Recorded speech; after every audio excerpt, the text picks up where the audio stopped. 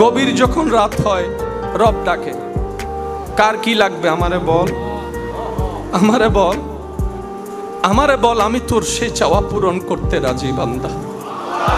রাতের গভীরে সারা পৃথিবী যখন নিস্তব্ধ হয়ে যায়, রব্বুল আলামিন আপন শান অনুযায়ী ডাকতে থাকে, রিজিক কার লাগবে বল, আমি রাজ্জাক, আমি তোর রিজিকের দরজা খুলে দিতে রাজি আছি। সুবহানাল্লাহ। কে আছিস পাপী, যার পাপ আসমান সম হয়ে গিয়েছে, লা তাকনাতু মির রাহমাতিল্লাহ বলে ডাকতে থাকে বান্দা। একবার দিল থেকে তওবা কর, চোখের পানি একবার ছেড়ে দে, মন থেকে একবার বল, ও রহমান তোমার কাছে ক্ষমা চাই, ও রহিম তোমার দরবারে আশ্রয় চাই।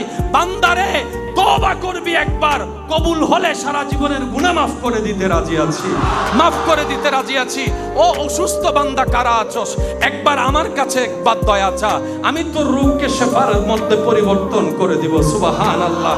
আত্মীয় স্বজনের কষ্টে জর্জরিত অন্তর কার হৃদয়ে আছে, একবার আমি রবকে বল, তোর অশান্ত মনে শান্তির ব্যবস্থা আমি করে দিব।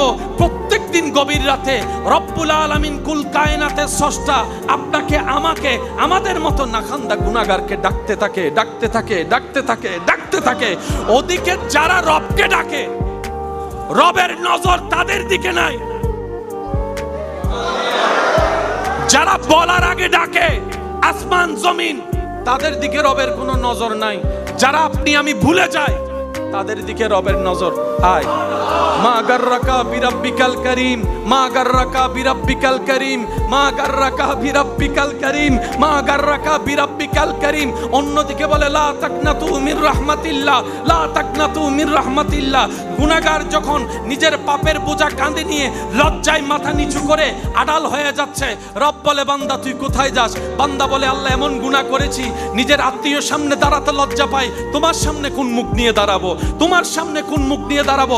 আমার চুলে গুনাহ, আমার চোখে গুনাহ, আমার হাতে গুনাহ, আমার পায়ে গুনাহ, আমার কানে গুনাহ, আমার সারা শরীরে গুনাহ, আমার সকাল কেটেছে গুনায়, আমার রাত কেটেছে গুনার সাগরে।